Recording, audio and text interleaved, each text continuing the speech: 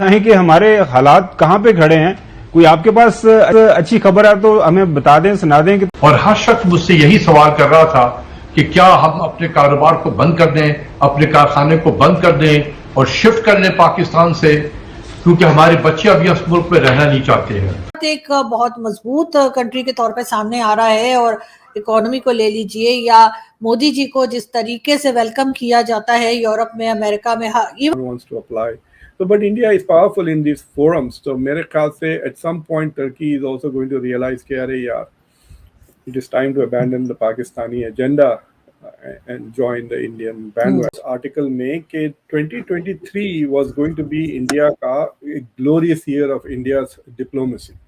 इस साल बहुत ज्यादा तरक्की और डेवलपमेंट नजर आती है। क्या ऐसा आपको भी देखने को मिला? क्योंकि कुछ अर्सा पहले और हिंदुस्तान के साथ दुश्मनी का इन्होंने जो वो एक आइडियोलॉजी बना लिया है, उसका नेट रिजल्ट तो आलिया जी क्या हुआ है कि भाई जब हम ये कहते हैं कि पाकिस्तान बिल्कुल फुकरा हो गया है, भाई पाकिस्तान के पास तो पैसे नहीं है, पाकिस्तान कंगाल हो गया, पाकिस्तान भीख मांग रहा है, फिर पाकिस्तान के पास पैसे कहां से आते हैं यार? खालिस्तानियों को फंड करके कि तुम जाके सैन फ्रांसिस्को में इनका कॉन्सुलेट जला दो।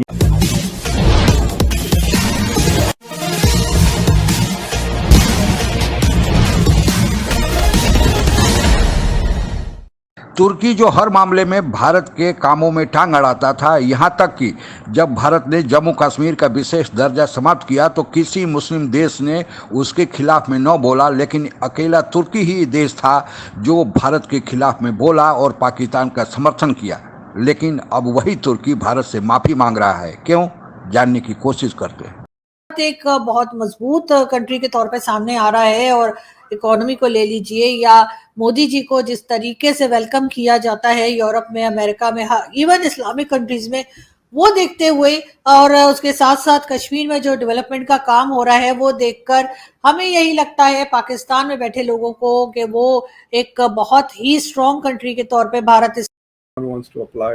So, but India is powerful in these forums. So, मेरे ख्याल से at some point Turkey is also going to realize कि अरे यार, it is time to abandon the Pakistani agenda and join the Indian bandwagon. कि ये जो OIC को लेकर कश्मीर का मुद्दा, पाकिस्तान का एजेंडा था, वो भी खत्म हो गया है permanently, right?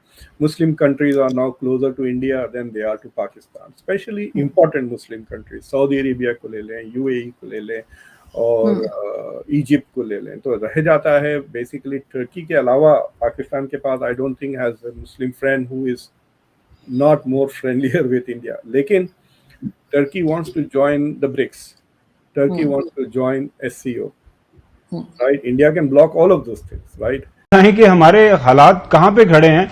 कोई आपके पास अच्छी खबर है तो हमें बता दें, सुना दें कि पाकिस्तान की मैशत को इस हालत में देखूंगा कि हर शख्स जो है आज एक ही उसके जबान पे एक ही लफ्ज है कि क्या मुल्क डिफॉल्ट करेगा, क्या बनेगा इस मुल्क का, क्या हमारा फ्यूचर है, क्या हमारे बच्चों का फ्यूचर है, क्या हम अपने कारोबार यहाँ बंद करके पैसा शिफ्ट। और हर शख्स मुझसे यही सवाल कर रहा था कि क्या हम अपने कारोबार को बंद कर दें, अपने कारखाने को बंद कर दें और शिफ्ट कर लें पाकिस्तान से, क्योंकि हमारे बच्चे अभी इस मुल्क में रहना नहीं चाहते हैं। बहुत ज्यादा तरक्की और डेवलपमेंट नजर आती है। क्या ऐसा आपको भी देखने को मिला? क्योंकि कुछ अर्सा पहले आप गए थे वहां पर। देखें, वैसे तो सारे हिंदुस्तान में पिछले 10 सालों में जो तरक्की हुई है ना, इंडस्ट्रियल ग्रोथ, इंफ्रास्ट्रक्चर, वो इतना ऑब्वियस है कि आप उसको डिनाई नहीं करें। तब ने जो टेररिज्म की, क्या उससे फायदा हुआ पाकिस्तान को? नथिंग।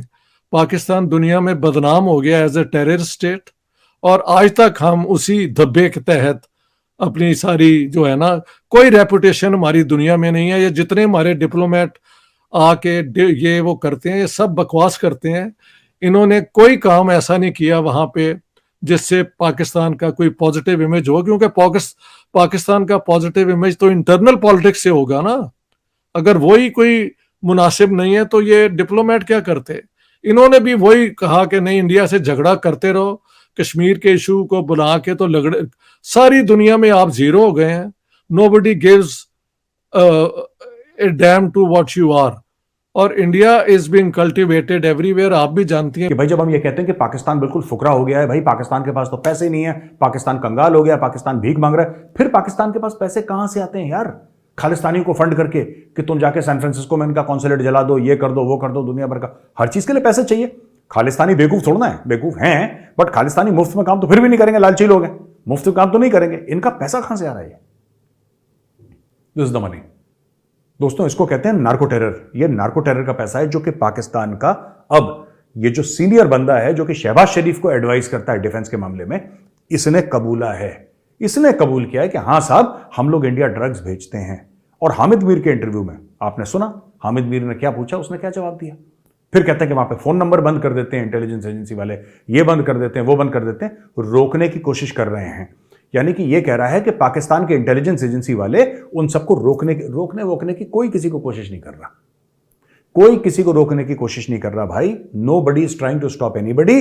सच बात अलग है। और सच बात क्या है? सच बात यह है कि पाकिस्तान की इंटेलिजेंस एजेंसीज की शय में यह सारा का सारा काम। आखिर India became the president and chairman of SCO and G20 एक ही साल में। ये बहुत ही कम होता है। आई डोंट थिंक किसी मुल्क के साथ हुआ है।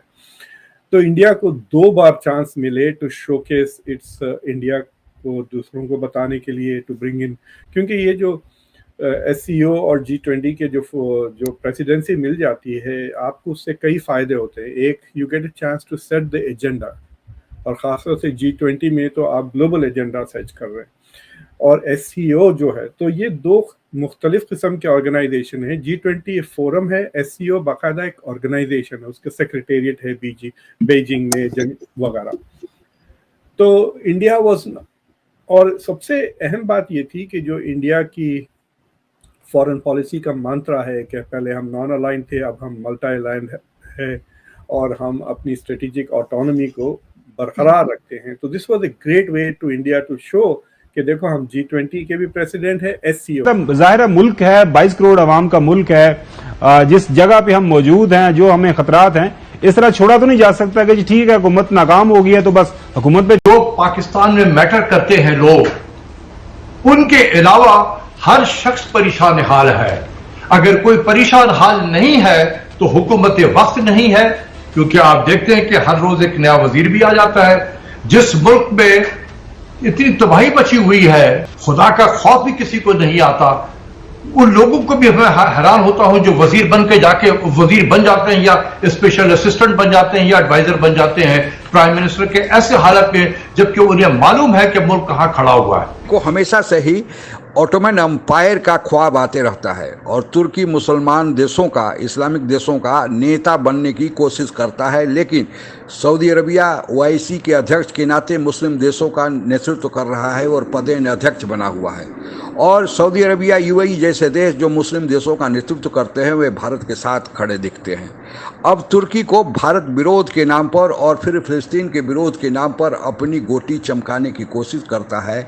और जम्मू कश्मीर का विशेष दर्जा जब भारत ने ख़त्म किया तो तुर्की ही एकमात्र ऐसा देश था जो यूनाइटेड नेशन में पाकिस्तान से ज़्यादा भारत की भरपूर मुखालफत की।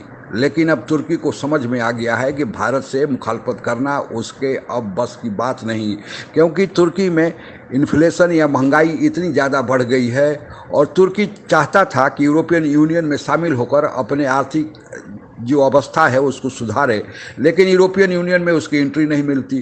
कहने को तो तुर्की नेटो का सदस्य है, और नेटो के सदस्य होने के नाते जब तुर्की ने रसिया से S-400 लिया तो अमेरिका ने उस पर प्रतिबंध लगा दिया। लेकिन S-400 भारत ने भी लिया था, लेकिन भारत पर अमेरिका प्रतिबंध नहीं लगा पाया। तब से तुर्की को भारत की अहमियत का पता चल गया है।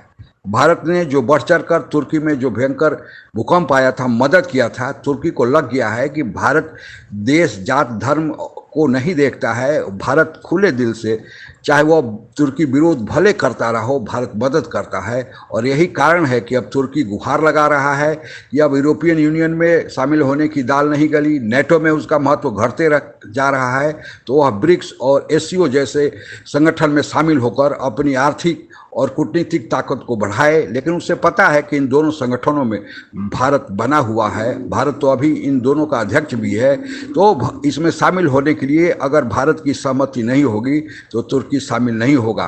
तो तुर्की को अब लगता है कि पाकिस्तान जैसे भिखारी देश का साथ देकर उसे कुछ मिलने वाला नहीं है।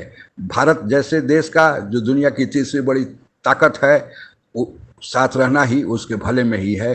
देर आए दुरुस्त आए। आज के लिए बस इतना ही। जय हिंद। आप अगर हमसे जुड़ा रहना चाहते हैं तो कृपया मेरे चैनल को सब्सक्राइब करें तथा बेल आइकन भी दबा दें ताकि नई वीडियो की जानकारी तुरंत आप तक पहुंच जाए। धन्यवाद। जय हिंद।